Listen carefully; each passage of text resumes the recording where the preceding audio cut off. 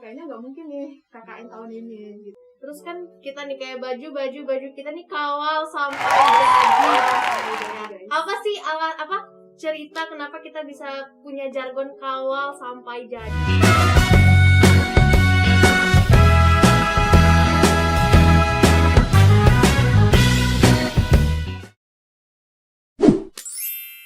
Assalamualaikum warahmatullahi wabarakatuh. Halo semuanya, perkenalkan nama aku Salsabila Risma. Aku biasa dipanggil sebagai Salsa.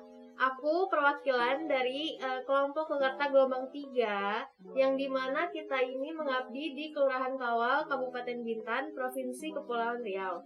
Jadi di episode Kasaji Story pertama ini, aku lagi sama salah seorang yang dimana dia ini bertugas sebagai koordinator proker kita nih. Kenalin dulu dong ke teman-teman kita. Halo semuanya, aku Tri dari Fakultas Ekonomi dan Bisnis Universitas Riau. Di sini aku sebagai koordinator program kelompok Pekerta Kawal Balik Kampung 2021. Oke, udah pada kenal dong ya. Jadi di sini tuh kita mau ngebahas hal-hal mengenai KKN nih. Jadi sebelum kita lebih jauh mengenal tentang KKN, aku pengen nanya dulu nih ke Tri. Menurut Tri itu KKN itu apa sih? KKN, kalau secara umum ya, KKN itu kan orang tahunya pengabdian gitu, pengabdian mahasiswa ke masyarakat kan. Nah, tapi kalau menurut aku pribadi, KKN itu bukan cuman hanya mengabdi gitu, tapi gimana kita sebagai mahasiswa itu bisa sadar nih masalah apa aja sih yang sedang ada di lingkungan yang tempat kita mengabdi ini, dan bagaimana peran kita sebagai mahasiswa itu bisa berguna gitu, bisa mengatasi masalah-masalah yang ada di sana. Itu kalau menurut aku sih. Oke, kalau dari pengertiannya emang bagus ya, tapi kalau praknya nih sekarang yang dimana kita KKN itu dalam pandemi ya, apalagi sekarang tiba-tiba ada PPKM darurat. Nah itu gimana tuh? Kalau secara program dan kegiatan memang agak sulit sih. Kalau dibandingkan KKN mungkin tahun-tahun sebelumnya, mungkin agak-agak berbeda karena kita lebih banyak melaksanakan kegiatan itu secara daring. Nah, tapi kan di bayangan teman-teman nih, pasti kan namanya KKN tuh kita praktek ke lapangan, kerjain ini itu, kan? Pasti kayak seru banget gitu kan. Tapi tiba-tiba jadinya daring gitu. Kayak hampir separuh kegiatan yang udah kita lakuin itu kebanyakan emang daring. Dan susah sih buat koordinator program memikirkan gimana gitu ya ngakalinnya supaya KKN ini tetap seru, program tetap berjalan, tapi tetap mematuhi prokes. Agak susah sih. Iya sih sebenarnya, effort. Iya. Tapi sebelum kita lebih jauh nih ke tentang program kerja, aku pengen tahu dulu cerita awalnya. Gimana sih yang namanya KKN itu kan kita terdiri dari beberapa orang yang dari berbagai macam fakultas, jurusan. Gimana caranya kita dari 10 orang itu bisa menjadi satu kelompok gitu? Ceritanya tuh gimana sih? Di sini agak seru sih sebenarnya. Karena awalnya aku tuh berpikir kayak, kayaknya nggak mungkin nih KKN tahun ini gitu kan, karena nyari member aja tuh susah gitu. Tapi sebenarnya kita tuh sebenarnya jatahnya buat tahun depan nggak sih? Iya, cuman karena kuotanya berlebih dan kita bisa ikut ya, kenapa enggak gitu kan. Awalnya sih yang pertama aku hubungin itu Nurul, salah satu juga anggota kita. Langsung munculin aja di sini. Enggak gitu. Iya, terus kayak dia bilang dia juga nggak tahu mau ngajakin siapa gitu kan. Ya udah makin pusing lah kan, karena kita juga nggak tahu nih mau ngajakin siapa, karena kan harus berbeda nih fakultasnya.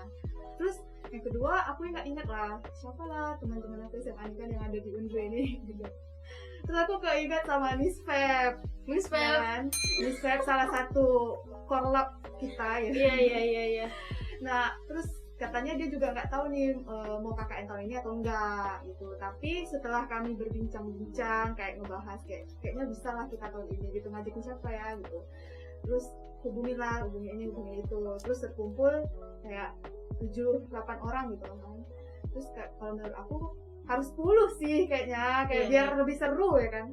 Nah terus kami cari-cari lagi, dapet gitu dari grup sana grup sini gitu. Jadi dari mulut ke mulut ya, ngajak. Oke, siap. Terus kita kan masih termasuk dadakan ya, maksudnya yang kita baru dapat info terus langsung cari-cari anggota tuh. cari-cari DPL. Itu kendala kesulitannya tuh apa sih? Yang pertama itu ini ya, kan awalnya tuh aku nggak tahu kalau misalnya KKN tuh bakal ada bikin keluaran kayak gini. Terus harus ada anggota yang ngerti masalah tentang misalnya kayak publikasi, edit gitu kan, editing dan sebagainya gitu. Setelah anggota terkumpul nih, aku sama sekali nggak expect kalau misalnya di dalam anggota aku tuh ada gitu. Ternyata ya yang berkemampuan nih. diam-diam ternyata diam gitu ya kan, ternyata dia punya kemampuan gitu. Dan aku bersyukur sih, kayak awalnya aku ngira ada KKN apa sih gitu ya, adalah formalitas gitu ya, tapi setelah melihat potensi dari masing-masing anggota tuh aku bangga gitu, karena kayak mereka tuh totalitas dan mereka tuh kalau dikasih kegiatan, dikasih tugas gitu tuh selalu terselesaikan dengan baik. Wih, bangga. Jadi nggak salah lah ya, memilih anggota nggak salah. Oke, jadi kan sekarang kita KKN ini nih di Kawal ya, di Kelurahan Kawal. Apa sih alasan kita tuh milih Kawal ini tuh? Yang pertama itu karena jarak dari kebanyakan anggota ini tinggalnya di mana. Oh ya, info Karena, aja nih, kita sekarang lagi ada di Tanjung Pinang. Ya betul. Jadi Tanjung Pinang ke Kawal itu kan nggak begitu jauh, karena kan kita lagi PPKM dan lagi pandemi, nggak mungkin kita movingnya itu terlalu jauh gitu. Dan kalau kita nginap di sini di situ pun meresahkan warga ya, sekitar. Jadi kami memutuskan untuk pulang balik gitu. Iya. Terus kan kita nih kayak baju kita nih Kawal sampai jadi. Apa sih cerita kenapa kita bisa punya jargon Kawal sampai jadi? Ya, jargon Kawal sampai jadi ini sebenarnya dicetus oleh Pak Ketua ya, Rizky Akbar. Si Rizky ya kan, Rizky Akbar. Tapi aku maknain Kawal sampai jadi itu sesuai dengan program kita ya, kayak kita harus kawal ini sampai jadi program kita harus terselesaikan, harus sesuai gitu, dan bisa masyarakat itu terima. Yang penting itu sih respon dari masyarakat.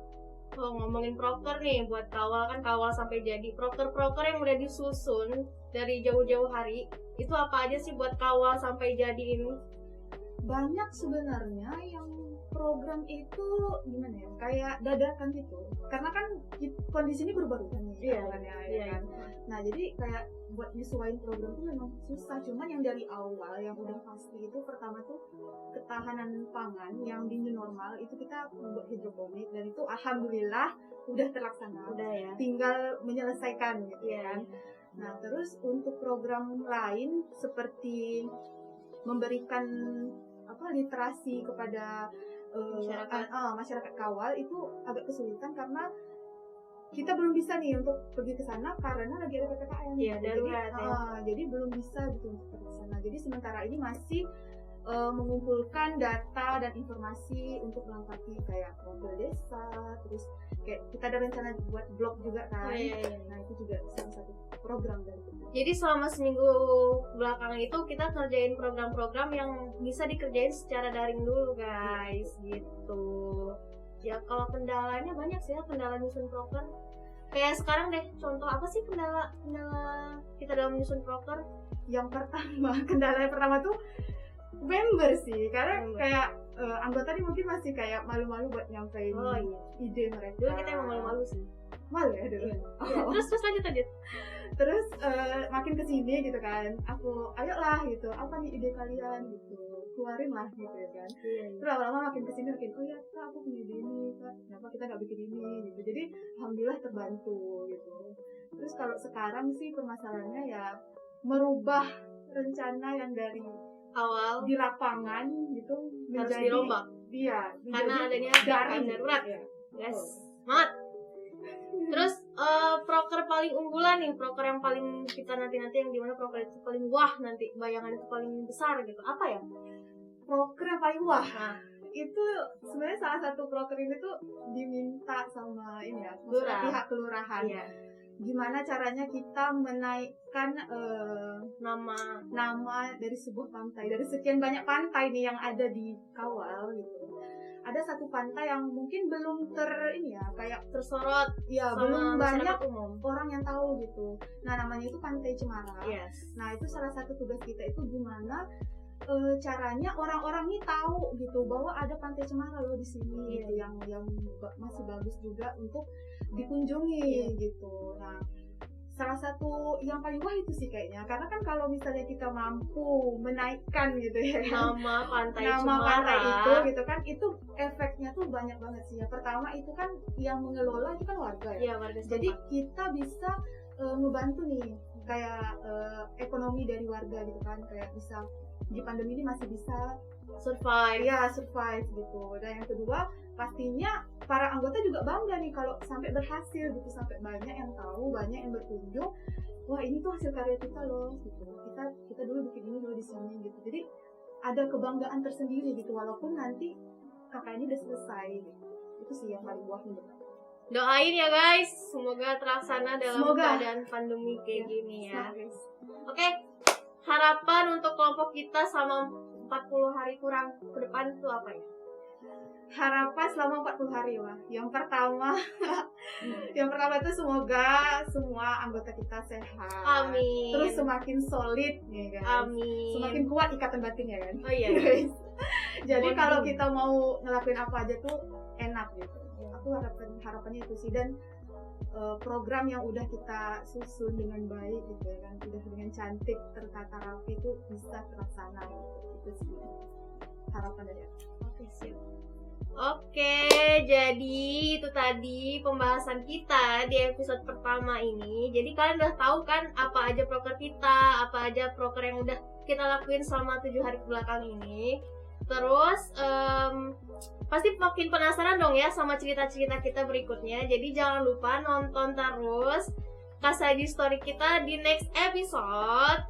Aku Salsa dan Aku Tri. pamit undur diri. Terima kasih. Bye-bye. Kawal. Sampai jumpa.